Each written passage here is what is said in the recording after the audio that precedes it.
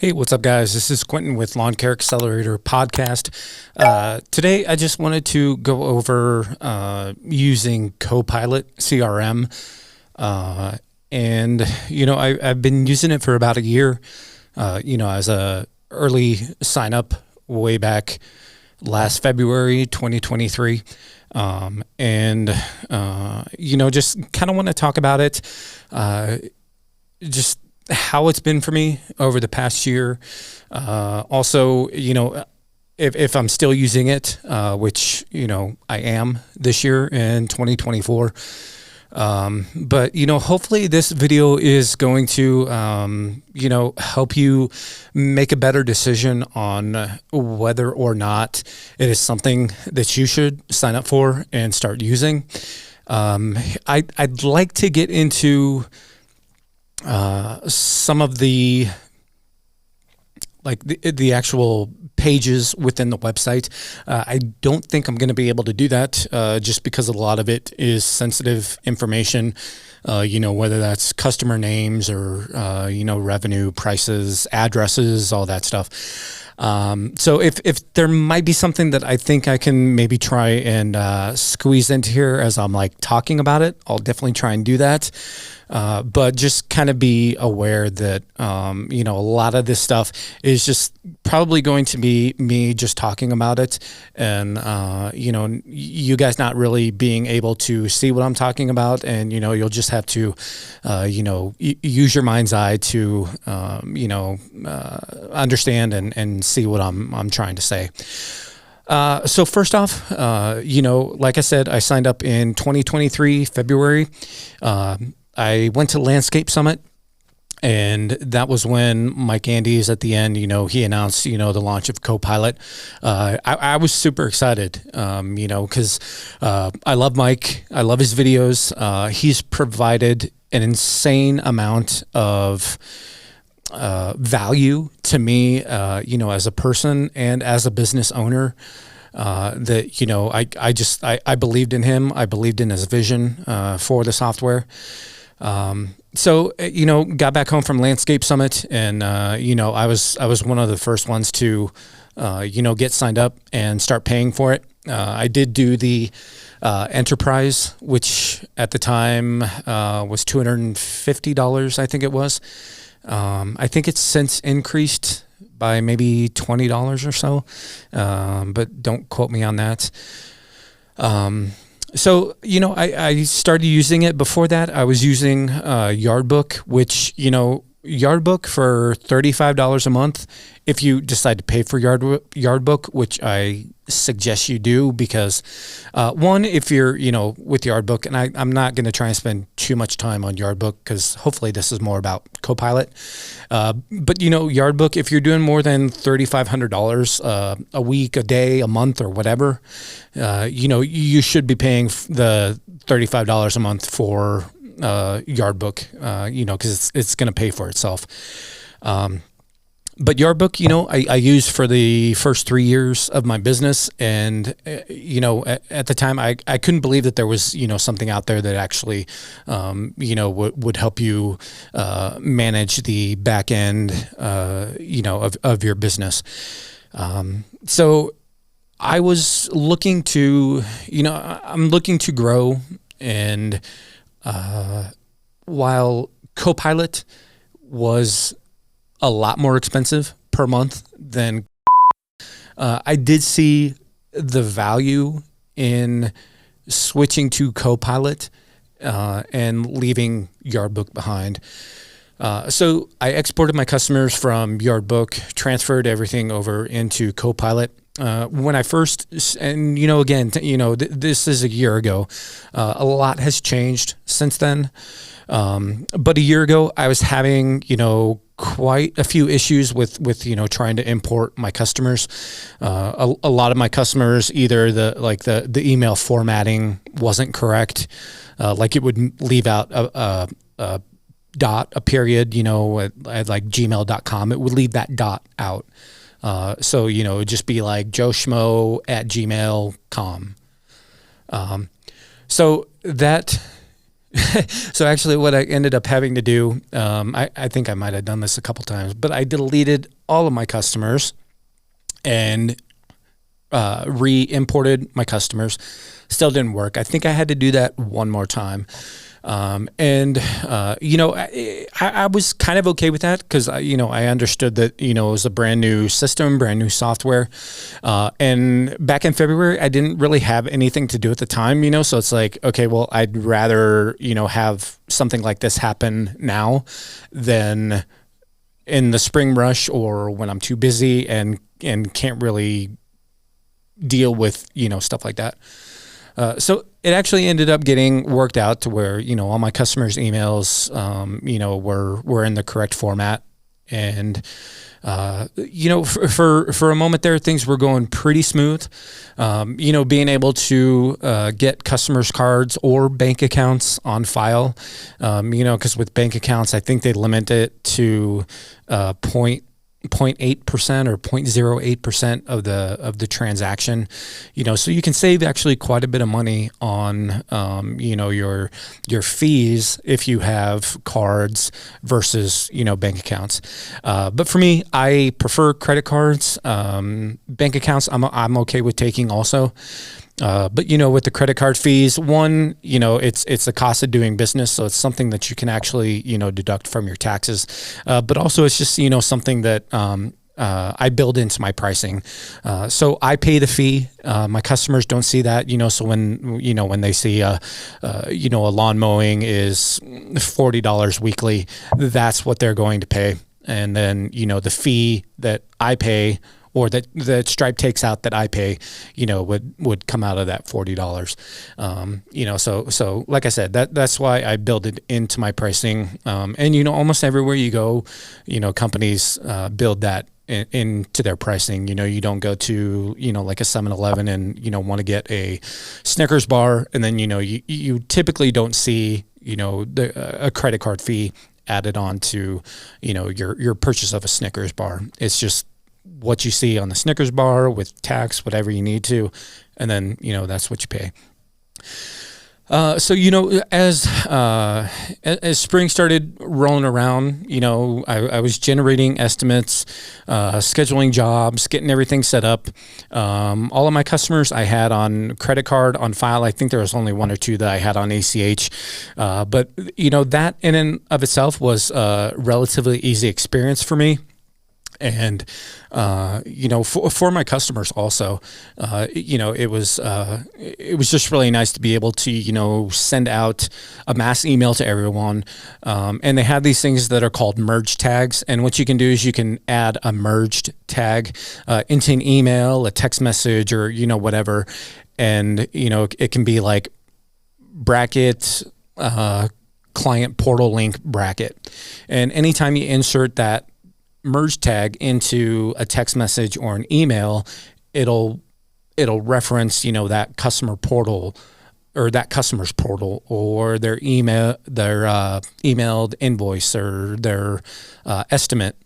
So that was, just really cool, being able to set up, just kind of some default email templates and adding those merge tags to take the place of, manually having to do something like that. Another cool thing, obviously was automations. That was something, that was talked about bigly in, the presentation, just kind of having that automation and AI aspect of Copilot. And I loved the automations. I set up automations. I asked my customers, if they'd like to be reminded of service the day before. A handful said yes. Most of them didn't really care just because, I was pretty consistent on coming the day I said I was going to come. And typically, within maybe 30 to 60 minutes within the time I usually come week to week. But, just being able to have like that automation of, hey, we're going to be at your property tomorrow. Make sure, your gates are unlocked, your sprinklers don't go off, and, all the other stuff that, is typically in, like a terms and conditions of an estimate or whatever that you guys have for your business. So let's see. That was, that was in the springtime. So late March, early April. Things were going good. I also loved the fact that you could it would auto generate the invoices, and it does it a little bit differently than if you're familiar with Yardbook. Yardbook, you can select all the jobs that you did, because I bill weekly. So I would select all the jobs that I did for the week and click generate invoices. But with Copilot, it would actually generate the invoice for me, and you could actually set it up to where it would send the invoice to the customer, whether they preferred it via text or email. So it was almost just kind of like a hands-off approach of generating invoices, charging credit cards. You could auto charge cards. So, you don't have to go down, within Yardbook. I keep referencing Yardbook because that's what I used for the 3 years prior. But, Yardbook, you'd have to go down and, click one, charge card. And, with Copilot, it would just automatically do that for you. So as far as, being actually in the software, managing that, like, I really didn't do anything. It took care of itself, and it was accurate, and it did it 100% of the time at the beginning. And as the season started going on, I started having issues with automations with customers. Like certain customers, their invoice wouldn't auto generate. I think there was like one week, I just assumed that it had been doing it, and when my auto charges went through, I noticed from the previous week that my revenue had not, or had gone down. So that's when I started, doing the investigation of, like what's going on. So it at times, and with certain customers, it wasn't everyone. It wouldn't charge. It wouldn't automatically generate the invoice, and if there was no invoice, it wouldn't automatically charge. So that's when, gosh, I don't know. That was probably in June or so. So I had to actively be in the software to make sure that, all the jobs from the previous week, got invoiced. And as far as I remember, auto charging worked and still works for me to this day, flawlessly. It was just that auto generating, invoices. So, I'd spend time, with chat, because they do have live chat. And back then, the hours were iffy, because they're on the West Coast, and they're, I think it's an hour behind. So they wouldn't get on until 9. Here in Denver, that wouldn't be 10, or that wouldn't be until 10. And, so obviously by 10 o'clock, I'm out in the field. And the last thing I want to do is, stop what I'm doing, stop in the middle of the day, and, try and send a message or try and figure out and, kind of have that communication back and forth.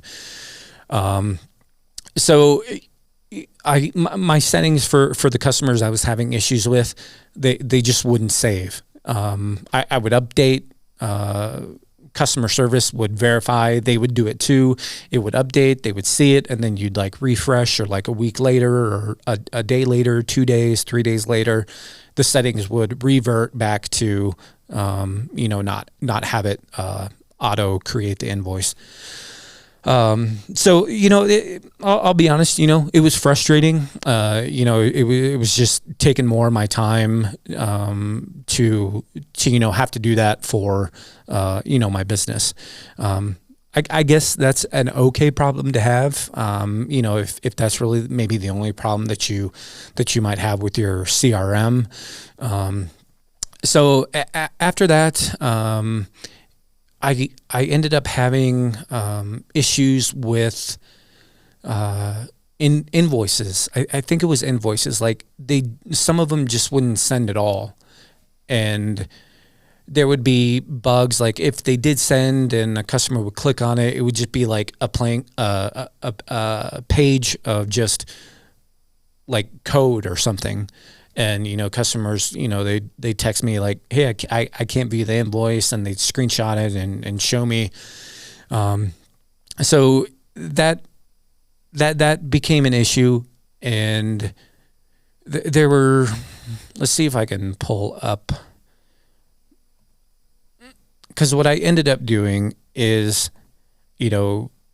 doing screen recordings, to kind of show the issues that I was having, just so I wouldn't have to, like type it out on a bug report or whatever.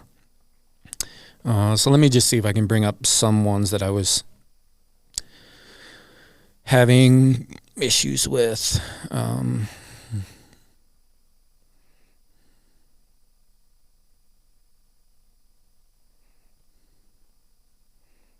Okay. Yeah. Here's kind of a big one.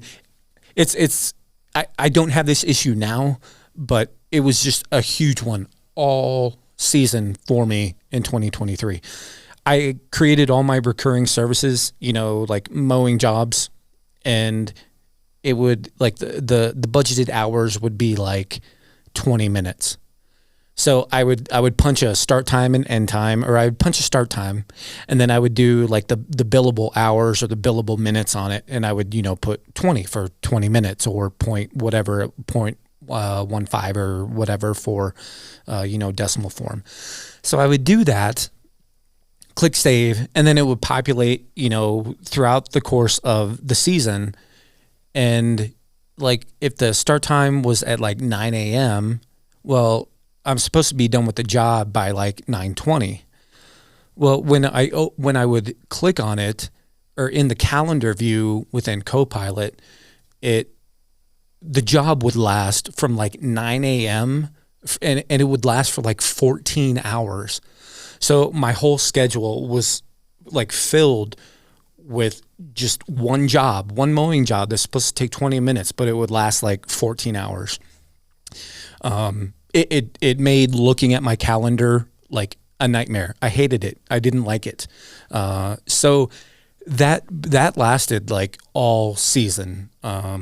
And bringing up these issues, they were obviously Copilot. They're very receptive to everything. I know there's been a lot of flack on the bugs and all that stuff, and rightfully so. But the fact that they are so receptive and open to discussion and honestly kind of like animosity from the users with all the experiences that or all the problems that they're experiencing, it's nice of them, to be receptive to that and not close discussion and all that stuff. So like I said, they've been receptive to all of the issues that I've had. Another issue I had was, like last year, the app would just take so long to like load. You'd click on your calendar, you click on the job, and then it would, take 5, 10, 15 seconds to load the job for you to clock into it. If you multiply that out over the number of stops that you have a day, like it begins to add up. The last thing I want to do is, pull up to a job, park my truck and pull up the app to clock into the job. And, it takes me 15, 20 seconds later to actually clock in and get out of the truck and, start working. Since then, the app has gotten faster. It got to a point last year to where I was using the mobile version of the website because it was miles better than the app. So let's see if I can pull up something else too. There was another thing that this is minor, but it had just compounded over the course of the season. But, I did have a little notification bell in the upper right corner of the desktop. And for the longest time, like I had no text messages from customers, but I still showed like I had 10 notifications for text messages, and it would never go away. I reported that bug. It was still there all throughout pretty much the season. It's not there right now. That has been fixed. But the issues I was having, got to a point to where I just didn't want to use the software. I didn't want to be in it. I dreaded having to, go in Copilot and do what I had to do. Unfortunately, I think that affected my business a little bit, negatively affected my business. And so I eventually ended up reaching out to Mike Andes personally on Facebook Messenger, and kind of like listed all the things, like, hey, if I'm paying you $250 a month and I'm still having these issues, like that's not right with me. So he said, hey, give us 2 weeks. And I didn't list out every issue I had. It was like the major ones where my calendar, I had jobs lasting for 14 hours. The little text thing, I don't think I brought that up with them because like that's something I like, not a big deal. But he said, if give me 2 weeks, and if the issues aren't better at the end of 2 weeks, I'll give you the rest of the year for free. And I think this was back in August of 2023. So I didn't ask for that, but he offered, and I'm like, okay, I'm not going to turn down, saving $250 a month if, my issues aren't resolved.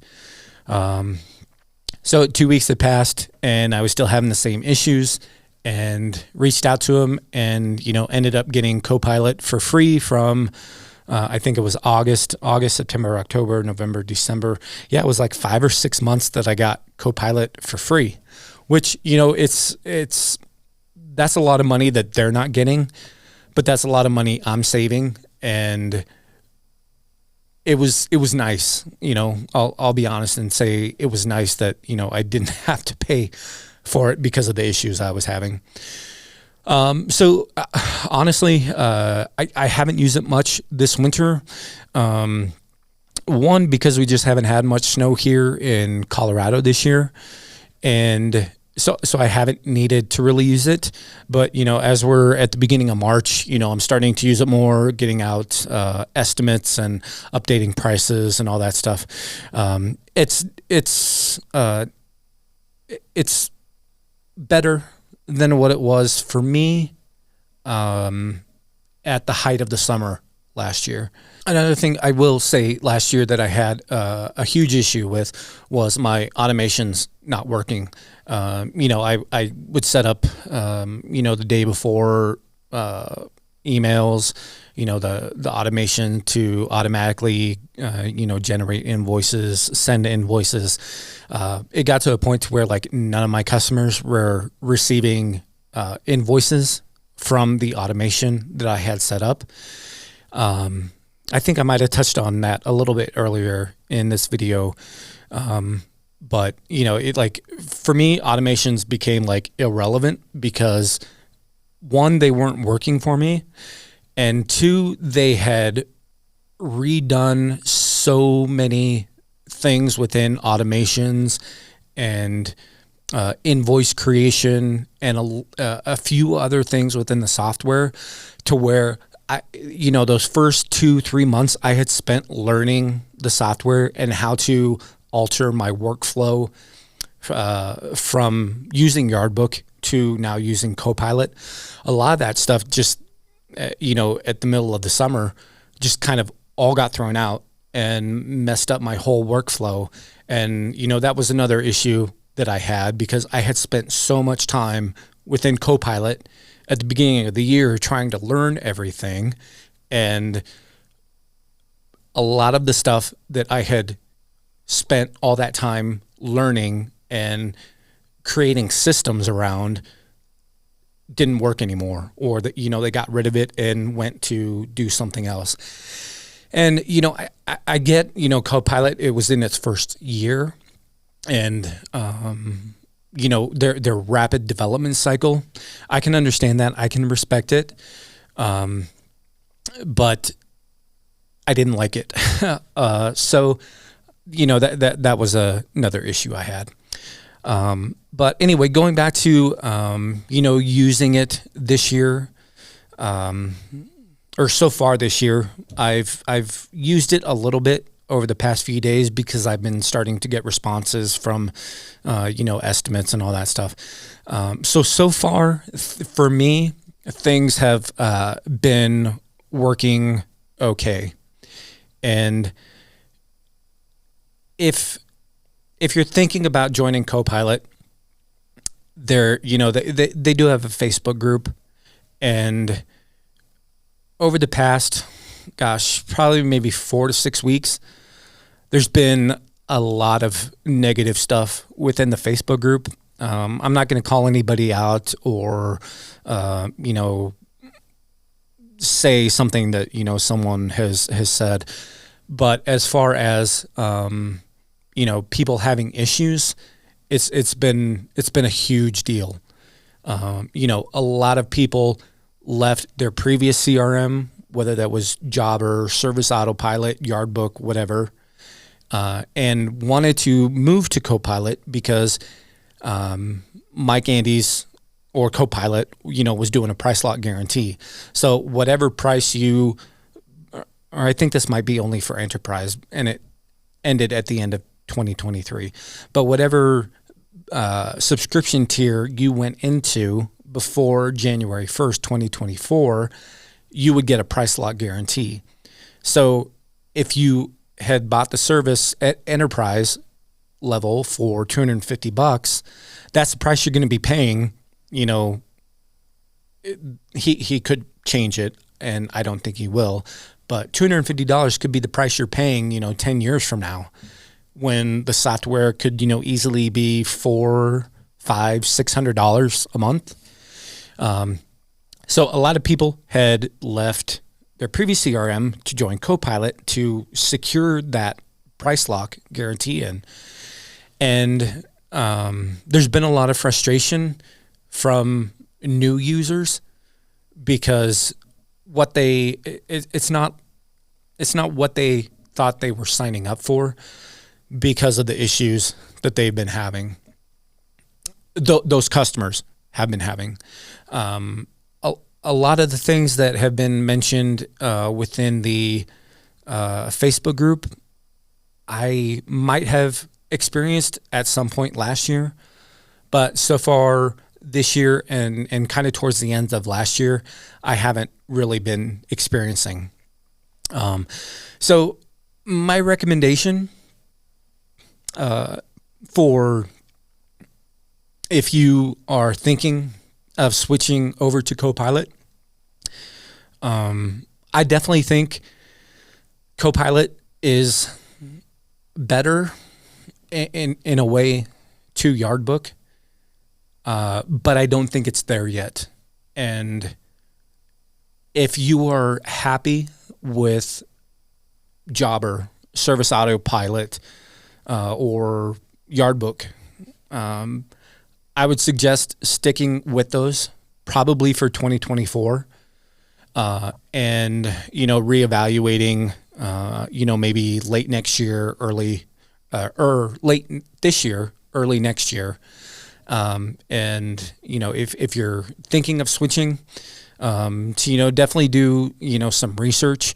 Maybe I can do another video, maybe mid-season on Copilot, how it's been, over a few months, and, maybe also do a video at the end of the year and another video at the beginning of 2025, to maybe help guide you if it's something, you guys should do or not.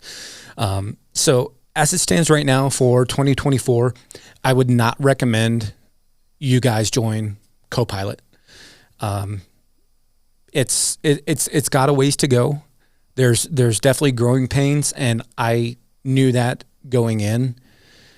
But from what I've seen, there's too many issues for a lot of new users to where I think you would be extremely dissatisfied if you had made the switch.